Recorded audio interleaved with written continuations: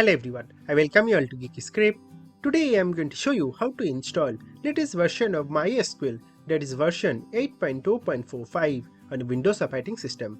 So first you need to go to favorite browser and to type over here MySQL download. Hit enter. So just simply go to the first link. This link I am going to provide right on our video description. Once when you are here, you will see that latest version of MySQL is version 8.2.45. So that is what we are going to download. Remember to download this MySQL installer community edition. So the file size is 556 MB.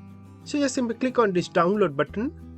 And here just simply click on no thanks. Just start my download. And that's going to immediately start downloading our MySQL installer. So the file size is 556 MB. So here you can see that it is rightly downloaded. Just simply click on this installer. You can minimize your browser. It's going to ask you for administrative privileges. Click on yes.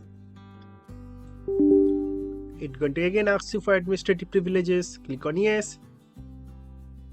And there you go. This is our MySQL installation wizard. Here I recommend you to proceed with custom installation and click on next.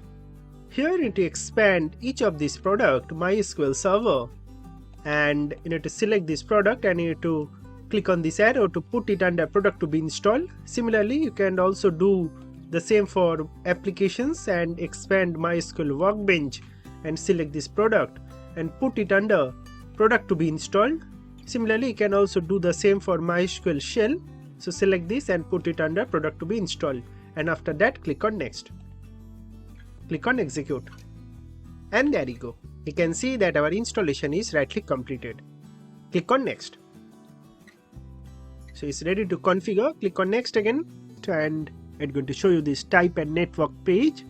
Here also you need to keep everything as default and going to click on next. Here also you need to keep it default and click on next.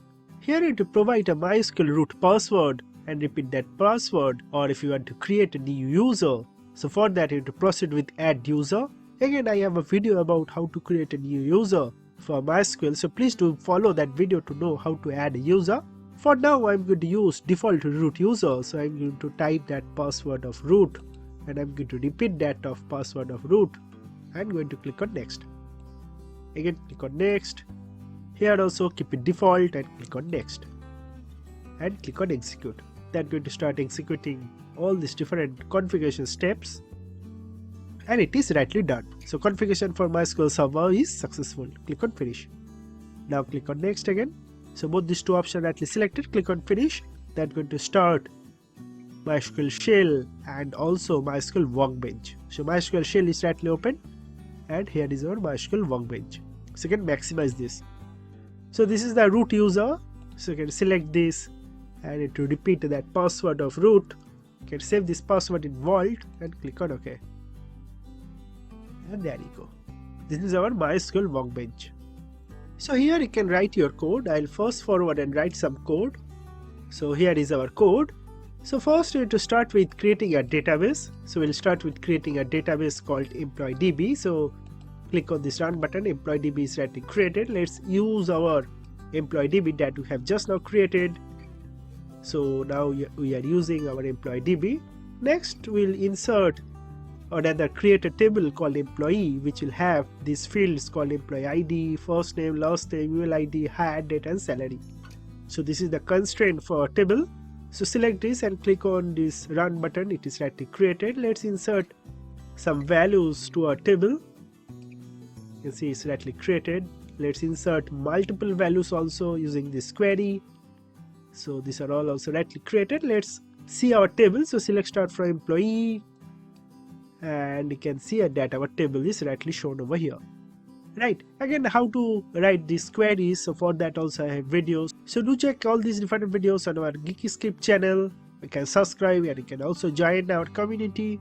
And if you're interested on Python or WordPress, so for that also I have created all these different videos for completely free. Detailed source code along with explanation are also available on our official geekyscript.com website. So that's basically all about this video, friends. Thank you very much for watching this video, and God bless you all.